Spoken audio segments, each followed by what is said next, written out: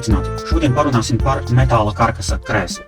Šādu krēslu esmu uztaisījis, bet kā pamatu tam, jeb iedvesmas avotu, es esmu izmantojis šo krēslu, kuru ir veidojusi komanda no Hirošimas prefektūras un izgatavotājs Maruni Industry.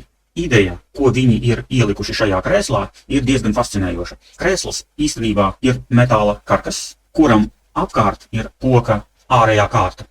Tā galvenā doma ir tas, ka krēsls ir ļoti gaisīgs. Viņš ir viegls, viņš ir patīkams pēc taustes, jo tas ir koks, un te pašā laikā viņā ir šis stiprums, jeb izturība, ko sniedz metāla konstrukcija. Katrā kājiņā ir 9 mm biezs metāla stienis, kas ir sametināts kopā savienojuma vietās. Uz šī stieņa ir liktas koka līstītes, kas ir apstrādātas un salīmētas kopā tā, lai veidotos apeļas kājiņas, kuru gala diametrs ir 15 mm. Šo dizainu es mēģināju atkārtot pats savā krēslā. Rezultātā man daļēji sanāca. Manā gadījumā ir plānāks sēdvirsmas biezums, bet man šī smukā nopeļojuma vietā parādās 3 stūraini stiprības elementi. Reāli krēsls sanāca izturīgs, uz viņa var apstāties. Te mēs redzam, kādā veidā to ir veidojusi šī komanda. Starp citu, šis krēsls šobrīd atrodas Ņujorkas Modernās mākslas muzejā. Tas ir eksponāts. Mani ļoti ieinteresēja šī simbioze metāls un koks, un es vēlējos iedziļināties tajā un izpētīt, vai to ir iespējams izveidot mājas jeb nelielas darbnīcas apstākļos. Te jūs redzat attēlus no savienojumiem. Tātad augšējās daļas savienojums ar šo te muguras atbalstu. Jūs redzat, ka tas dala uz pusēm šo te kājiņu. Turpmāk viņa tiek sadalīta uz pusēm, tāpēc, ka pati kājiņa sastāv no 2 koka dēlīšiem, bet augšējā daļā pie viņas vēl pienāk arī šī te muguriņas daļa. Kas ir izdevies Japāņu komandai, tas, ka šķiedra iet viscaur. Šī koka detaļa no apakšas iet izfrēzēta un uzvilkta virsū šajā vietā esošajai metāla detaļai. Ļoti labi atrisināts lūk šis te savienojums sēdvirsmas daļas ar kājiņu. Un jūs arī redzat, ka šeit šķiedra iet visā garumā. Rodas iespējas, ka tas ir viens vesels dēlis. Askētis skats no kreisās puses, skats no priekšas. Te mēs redzam savienojumus 45 grādu leņķī, kur kājiņa tiek pievienota sēdvirsmai. Skats no augšas. Kājiņas diametrs nosaka sēdvirsmas formu. Un te mēs redzam, kā šī LEGO kā konstrukcija izskatās darba procesā. Tātad ir sagatavotas detaļas, kuras tiek piestiprinātas pie jau esošā metāla karkasa. Vairākas krēslu sagatavojas, un te mēs redzam daļēji sagatavotu jau krēslu. Viena pusē ir gatava, un no otras puses tiek pievienots materiāls. Un te jūs redzat, kā speciālisti pie tā strādā. Līdz šai kvalitātei man, diemžēl, nav izdevies tikt, bet to es arī vēlos pastāstīt. Savas kļūdas, ko es būtu darījis savādāk, taisot šo krēslu vēlreiz. Tad sākas viss ar to, ka es pasūtīju no Ķīnas, no Temu saita metāla caurules, kuru diametrs ir 8 mm, un iekšā ir 5 mm caurums. Šo te caurumu es aizpildu ar vēl vienu metāla stieni, kas ir 5 mm diametrā. Ieliekot vienu otrā, mēs iegūstam spēcīgu kājiņu, kas sastāv no 2 elementiem. Es izvēlējos šādu risinājumu, jo lielu daļu slodzes uz sevi ņem tieši virsma iekšējā vai ārējā, un tāpēc, ja man tā virsma ir ne tikai no ārpuses un viss iekšā ir aizpildīts, bet man ir ārējā, iekšējā un vēl viena iekšējā serde, tad viņas salauzt ir grūtāk nekā, ja tas būtu viens elements. Tālāk es izprintēju rasējumu no AutoCAD 1:1 no sāna un no priekšas, lai varētu detaļas pielīkot un redzēt, kā tās izskatīsies reāli dabā. Un tālāk es šīs te detaļas savienoju savā starpā, tātad vienu stieni ieliku otrā stienī un saliecu pēc jau noteiktajiem izmēriem. Pēc katras darbības liku klāt stieni rasējumam, lai redzētu, kas ir mainījies. Salīdzināju, un, ja bija vajadzība, veicu labojumus. Šajā gadījumā man iekšējais stienis kalpo arī kā neliels stiprinājuma elements, lai savienotu, nemetinot kopā 2 metāla detaļas. Pēc tam viņas, protams, ka tiks sametinātas. Kā jūs redzat, savienojums šeit pat nav redzams. Un tādā veidā es nosaku, kurā vietā taisīt nākamo savienojumu. Un te jūs redzat, kā būtu jāizskatās tam savienojumam, kas aplieksies ap metāla kāju. Lūk, šāda Temu pasūtīta liekšanas ierīce darbojas ļoti labi šāda diametra metāla stieņu liekšanai. Un tagad tiek likta kopā šī LEGO konstrukcija. Dažos gadījumos es saliecu ne līdz galam, lai būtu iespēja liekt līdz pareizajam leņķim, jo atliekt atpakaļ jau ar šo liekšanas metodi nav iespējams.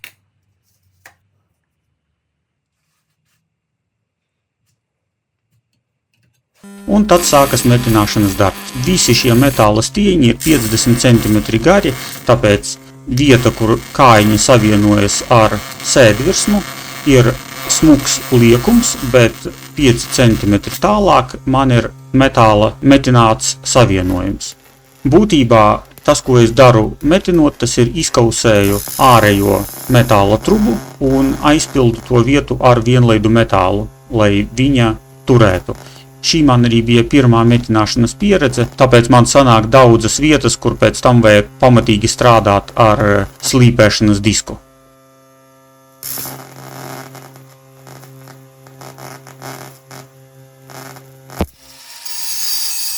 Konstrukcijas gala stadija ir metinājuma vietu līdzināšana, griešana, lai tas izskatītos kā viens metāla elements, nevis ar dažādiem puniem uz tā.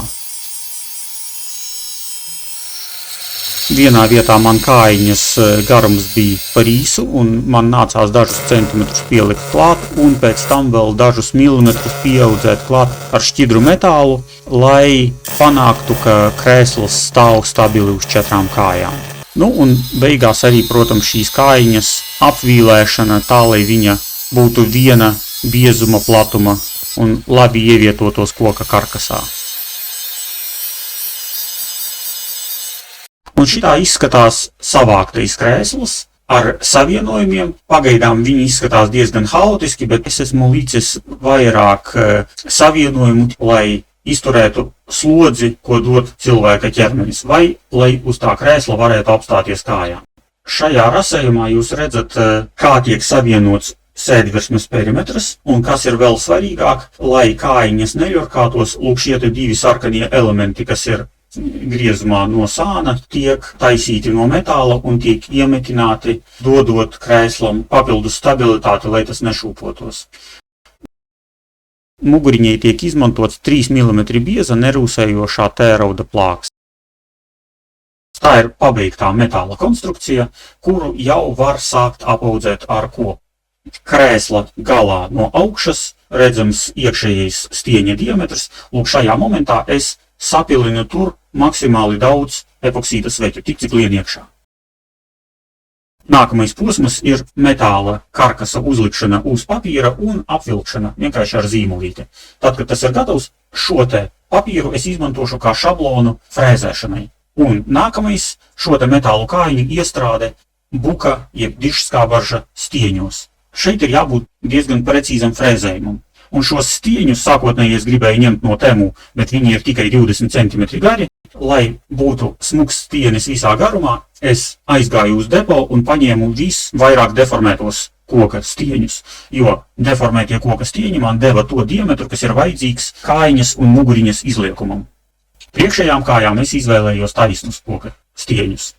Lai izveidotu šo precīzo iefrēzējumu, es izmantoju 9 mm diametra frēzi un mana tēta koka šablonu, kurā varēja ielikt šo te buka stieni, tai pašā laikā viņu izlīdzinot un iefrēzējot vairākos paņēmienos pareizajā dziļumā šo te grāvīti, apmēram 12 mm dziļu grāvīti. Un tad, protams, ka sākas piedzīšanas process jau ar rokām, jo stienis metinājumu dēļ un deformāciju dēļ neiet iekšā brīvi šajā formā. Piedzīšana nav visai grūta, ar dažiem kaltiņiem, taisnījiem un pusapaļajiem tas ir izdarāms. Un tā, pēc kārtas, sākumā garās kājiņas, tad īsās priekšējās kājiņas tiek piedzītas, un pirms es viņas pielīmēju, es izveidoju muguriņu. Muguriņa, kā jūs atceraties, ir veidota no metāla lentas, lai pie viņas pielīmētu buka plāksnīti. Es izmantoju 2 komponentu epoksīda līmi, nosmērēju gan metāla, gan koka daļu un ar vairākām skrūvspīlēm pievilku viņu klāt. Pā 24 stundām viņa ir pilnīgi izžuvusi, un to pašu procesu es atkārtoju arī no otras puses. Izskatās tas lūk šādi. Ļoti spēcīga konstrukcija, ļoti stipri viņa tur, un nav jābaidās, ka viņa atliks pēc kāda laika. Šaurais savienojums, kas ir augšā, tiek aizpildīts arī ar dižskābarža koku. Man to izdevās piedzīt diezgan precīzi, un savienojums īsti nav redzams, pie tam beigās es to pārklāju ar lakas un caurspīdīgas krāsas kārtiņu. Paralēli tam taisu sēdvirsmas plāksni, arī no buka. Apakšā esmu pārvedis to zīmējumu, kas man bija parādīts papīrā uz koku, un ar attiecīgajām frēzēm esmu iefrēzējis padziļinājumus, un vairākos paņēmienos esmu panācis, ka tā metāla konstrukcija ieiet iekšā šajos padziļinājumos un pazūd viņos. Tad sākas līmēšana, lai līme netecētu ārā centrā, tur, kur ir metinājumi un kur ir vairāk izgriezts. To vietu es aizpildu ar ātri cietējošu epoksīda sveķu maisījumu. Kad tas ir gatavs, tad es vienkārši ar parastajiem epoksīda sveķiem aizleju kājiņas, kuras stāv uz galda ar frēzējumu uz augšu, un tiedās, kur viņa vairāk atstājas, piespiežu ar līmspiednēm. Rezultāts ir ļoti spēcīgs, un cenšos ielikt šos ielāpus pirms ir sažuvusi līmes kārta, kas ir apakšā. Pretējā gadījumā viņu nāksies griezt nost ar nazi, lai varētu ielikt iekšā šo te koka elementu. Un tā izskatās salīmēta, bet vēl neapstrādāta kājiņa. Te ir muguriņas atbalsta savienojums ar kājiņu. Sākumā tur mēs redzam šķirbas, pēc tam tās šķirbas tiek aizpildītas, un šitāds tas elements izskatās jau tad, kad principā kājiņa ir pabeigta. Kopējais krēsla iespējas, kad mums ir visas 4 kājiņas jau pieliktas klāt, varbūt viss nav līdz galam apstrādāts, bet jau viņas ir tajā pozīcijā, kādā viņas paliks. Un šo te pozīciju mēs jau varam izmantot, lai piedzītu sēdvirsmu. Jo pagaidām tie dzelži iet iekšā, bet tas koks, ko es tikko esmu pieaudzējis, viņš vēl nav piedzīts pie sēdvirsmas. Tāpēc es viņu apstrādāju, nopucēju un lieku iekšā. Tajās vietās, kur ir priekšējās un pakaļējās kājiņas, es urbju 16 mm diametrā caurumus, lai viņos ielaistu šo te sēdvirsmu un viņa apstātos gan uz dzelžiem, gan uz kājiņām. Bet vēl nelīmēju iekšā, jūs redzat tās līnijas, kuras man ir novilktas, pa šīm te līnijām es nozāģēju sēdvirsmu, jo kamēr viņa nav pielīmēta, to izdarīt ir daudz vienkāršāk. Lūk, viņa ir apzāģēta, jūs redzat, cik tagad kājiņas ir tuvu pie ārējās malas, šajās vietās viņas būs redzamas pilnībā, un tagad pirms es līmēju viņu klāt, man vajag vēl panākt, lai sēdvirsma būtu ērta sēdēšanai. Es izveidoju šablonu. Šablona konstrukciju man ieteica mans kolēģis, kuram ir daudz lielāka pieredze nekā man šajos jautājumos. Viņš ieteica izveidot tieši šādu šablonu, kas dod to, ka es šo sēdvirsmas padziļinājumu varu izņemt vienkārši ar elektrisko vibrācijas smilšpapīru, un šablons nosaka maksimāli tālo vietu, kur šis smilšpapīrs var tikt. Jūs redzat, ka smilšpapīrs paiet zem šablona, bet pašas slīpmašīnas korpus atduras pret šo te šablonu. Tas arī ir tas tālākais punkts mašīnai un smilšpapīram apakšā. Šis te nesmukais iefrēzējums sēdvirsmā ir domāts tam, lai es zinātu, cik dziļi es varu ar smilšpapīru pucēt, jo tad, kad es sākšu pucēt, es jau nezināšu, vai es izņēmu 2 mm vai 4. Tāpēc es izveidoju iefrēzējumu, un tad sākas darbs ar smilšpapīru. Apmēram pusstundas laikā ar labu smilšpapīru to var smuki izņemt. Dažas reizes noņēmu šablonu, lai pārbaudītu, vai viss ir simetriski, šo to pielaboju, bet principā sanāca ļoti labi. Tas ir gatavais rezultāts. Šis ir testa variants, jo pirms es ķēros pie tīrā darba, protams, ka bija jānotestē ar nevajadzīgu krēslu. To man arī ieteica mans kolēģis, un paldies viņam par to. Tālāk jau sākas līmēšana. Apakšā es palieku plēvi, lai sēdvirsma nepielīp pie galda. Uz kājiņām no apakšas es piesienu skočus, lai netek pa kājiņu lejā līme. Un aizleju visu ar epoksīda sveķiem. Aizgāja ļoti daudz epoksīda, un par laimi īpaši neticēja cauri. Jā, kā jūs redzat, vienā vietā, kad es jau apgriezu krēslu otrādi, bija pielipis viens skaidrs gabals. Kad būs noslīpēti visi šie te elementi, kuri aizpilda šos te taisnos frēzējumus, tad paliks vēl tikt galā ar stūriem, ar kājiņu savienojumu ar sēdvirsmu, lai nosaktu tos metāla elementus. Un tam es izmantoju arī buka kvadrātiņus, kuros ir izzāģēts 16 mm diametra caurums, un šie te elementi tiek pielīmēti pie sēdvirsmas un kājiņas, un pēc tam tiek apstrādāti ar frēzi, ar kaltiem, un rezultātā es sapratu, ka labāk šos elementus ir līmēt ar līmi, PVA vai Titebond, nevis izmantot epoksīda sveķus, jo epoksīda sveķi ir trausli un man viens tāds elements vienkārši atleca, tad, kad es viņu sāku kalt ar kaltu. Tas ir jāņem vērā nākamajā reizē. Pabeigtais krēsls izskatās šādi. Viņu vēl ir jāslīpē, arī no apakšas, bet kājiņu garumi ir pareizie un izskatās viss diezgan neslikti. Protams, ir problēmas, kuras es negribētu redzēt, bet viņas tomēr ir. Tas ir savienojumi, tas ir šie 3 stūrīši. Dažās vietās viņi nav perfekti taisni, citās vietās nācās ielikt špakteli, jo bija ļoti plāns koks, aiz kura bija metāls, un tas koks nenosedza līdz galam. Krēsls ir funkcionāls, uz viņa var sēdēt, uz viņa var stāvēt, tas jau ir krēsls pēc krāsošanas, lūk, un tā viņš izskatās izstādē. Gala rezultātā varu pateikt, ka uz viņa var droši sēdēt, uz viņa var droši apstāties ar kājām, bet tās metāla kājas dod tādu kā ne vibrāciju, bet tas nav kā stabils ozola krēsls, kas iztur jebkādu slodzi, viņš jūt visas sēdošā cilvēka kustības. Vai, ja mēs viņu velkam pa zemi, mēs jūtam, kā viņš vibrē, tāpēc, ka šī tievā metāla kājiņa, viņai ir kaut kāda vibrācijas amplitūda.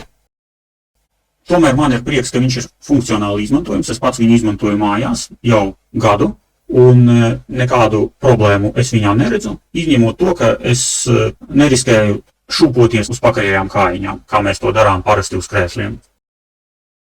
Nu, un sevi es mierinu ar to, ka, ja es gribu uztaisīt spēcīgu krēslu, tad es paņemšu vienalga kāda koka 4 cm šķērsgriezumā brusas, un no viņām uztaisīšu krēslu, kas būs stabils, izturīgs, bet šis ir vairāk kā mākslas darbs, lai pārbaudītu, kā var apvienot metālu un koku, kā var padarīt funkcionālu mēbeli, estētisku un gaisīgu.